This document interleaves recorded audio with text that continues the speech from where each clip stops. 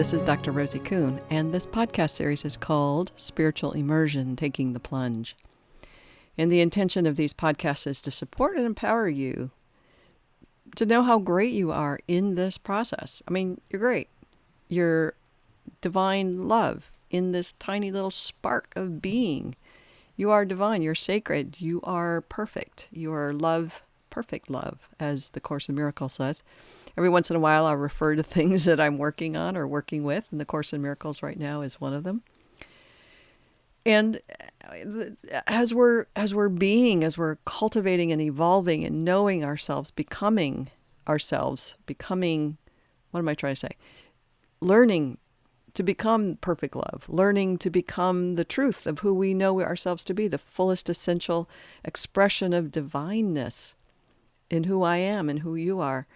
It takes a lot of courage and a lot of strength. And sometimes we don't own our strengths. We don't own it. And yet I think that, and I may have mentioned this to you in previous podcasts, the greater the degree to which we own it, the more we go, wow, I can do this. I can do this.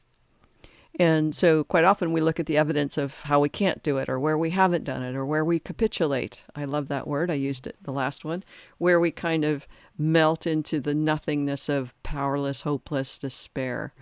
I'm such a pathetic loser. I can't do this. I've been there many times. And so if you go there, it's just part of being on this human process and this human dilemma of who am I and what's really true. So I've named this particular podcast, Give Credit Where Credit Is Due, and that's to you, in a sense that if you have stuff going on, whether it's physical stuff that you need to see a medical practitioner for, emotional stuff, spiritual stuff, and you get support, or you're using supplements, or you're using facilitations with people on YouTube or books, all of these things contribute to your well-being. And the greater the degree to which you own that you are making these choices, the greater degree you are empowering yourself to live in your strength and your convictions and the clarity of your knowing. I work with a woman named Elizabeth Sabat, and she is not only a transformational, transpersonal coach, and she is an energy worker, clearer, an amazing practitioner of all kinds of mediumships, I'll say.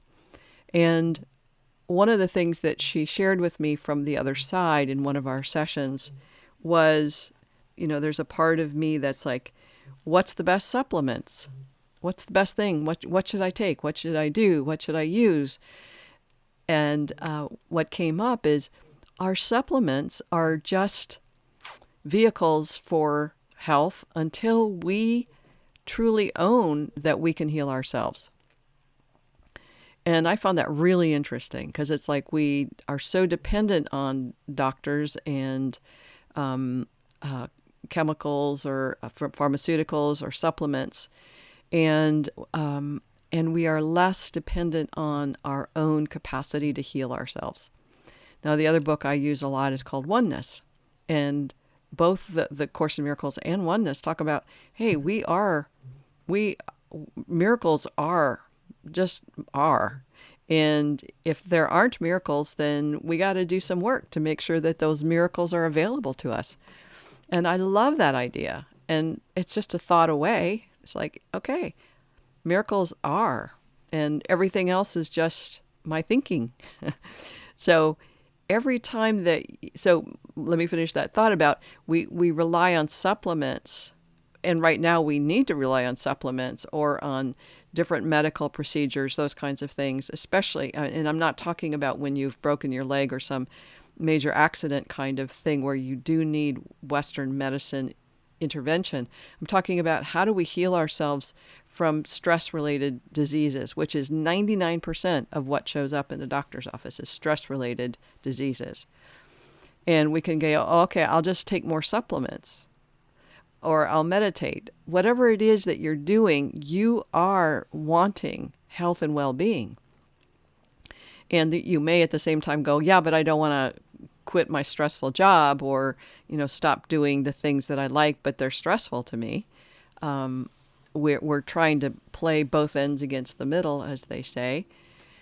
But there's the you inside you who has very strong convictions to stay on the planet, which you are, to make a difference in the world, which you are, to increase your capacities to thrive, which you are, and to do whatever it is you can do to make that happen. And in that moment, I'm putting a pause on that, like a period.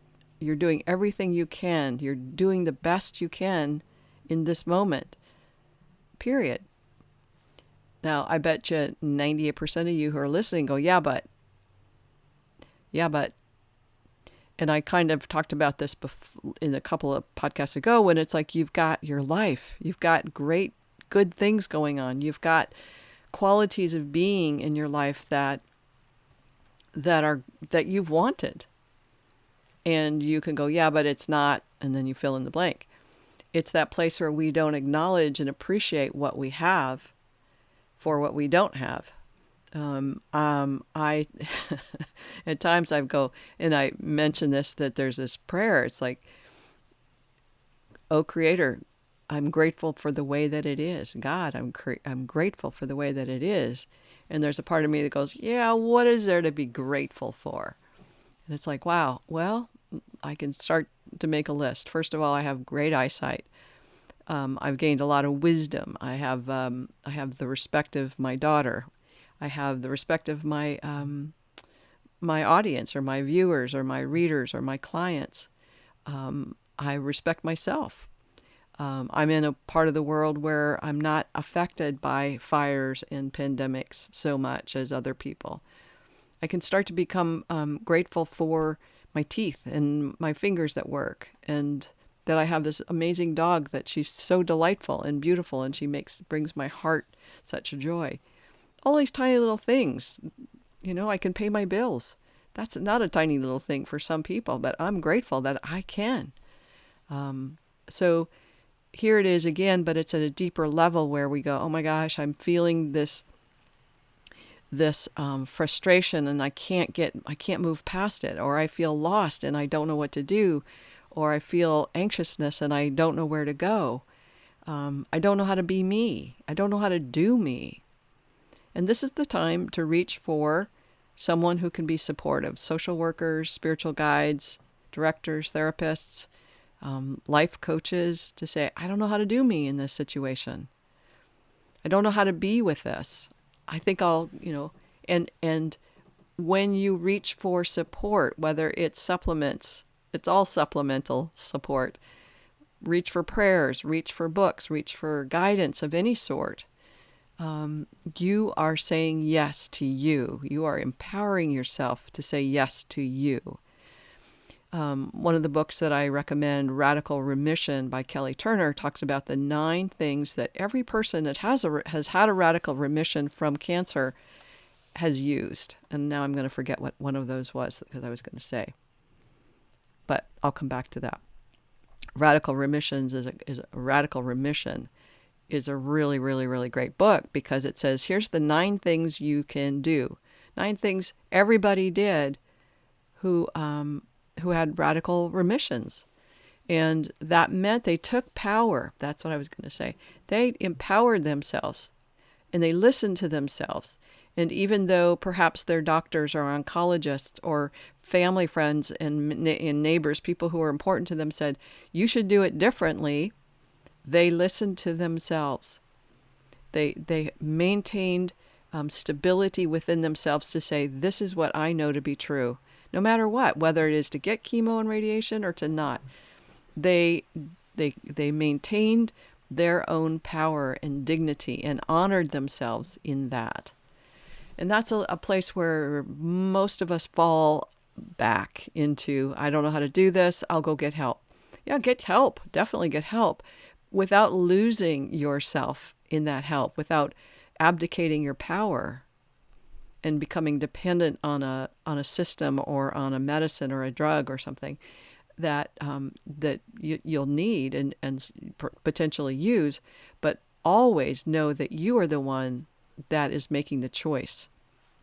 You are the one that is empowering yourself towards well-being in the way that you know how to do that. And you're always only the one. And this is where a lot of people get a little crazy because they don't want the responsibility. I know that place. We don't want the responsibility for our life or our death. What if I make a decision and I die? It's like, yeah, that's what happens.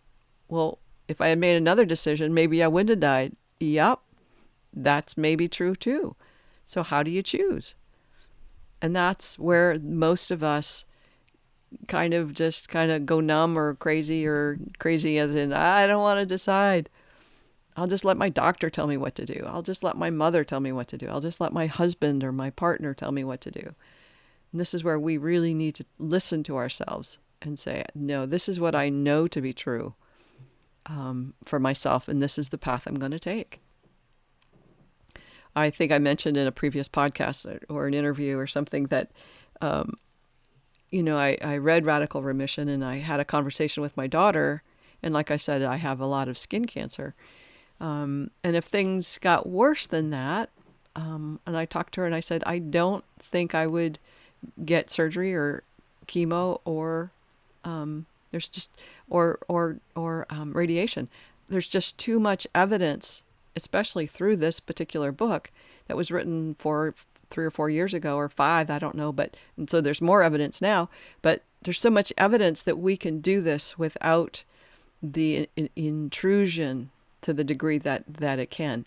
Now, I am totally for if it's the right thing to do, then do it. And my point in saying this is I said that to my daughter about a year ago. I don't know that I would follow through with that. But then when I have aches and pains and I go, oh, I don't know what that is, and maybe it's cancer, and maybe it's going to kill me, and maybe, it's like, oh, now we got a different story. What would I do? I don't have to think about that because I don't have that scenario right now. But it's like, I don't know who I'll be in that moment. But I know in that moment, I will do what's best. I will act in my highest truth and my highest good for myself, no matter what. And so that's what I want for you, is to look at and write down, if you want to, all the acknowledgments of how you need to take credit for who you've become, all the good stuff. And you can say, if you want to, say, yeah, and here's where I keep falling down. Excellent. That's good to know, because you can go, I keep falling down here. Where do you keep falling down? Where do I keep falling down? I fall down when in self-doubt, I go to my weaknesses, or where I go to, I don't know how to do this. I better do what somebody else has done. That's a place to fall down, rather than, I don't know how to do this. I'm going to do research, and I'm going to find what's true for me and what's the best way for me. And then I'll make that choice, whether it's related to cancer or any other health issues. And how do I continually expand into the highest truth of my knowing, which is I am perfect love. I am perfect love, just like you are. I am as the divine created me. Everything else is my making up, which includes the majority of our stress-related diseases. Pretty fascinating. One more thing I will encourage you to do if you're interested is there's a documentary on Netflix called Heal, Heal. And they describe and talk about a lot of this stuff. And that's really been influential to me too, to empower myself to live in the truth. And you might find that really interesting. All right. If you're wanting to connect with me, you can email me at rosie@theparadigmshifts.com or visit my website at theparadigmshifts.com, or you can find my books at amazon.com. All right. Big hugs to you. Blessings. Bye for now.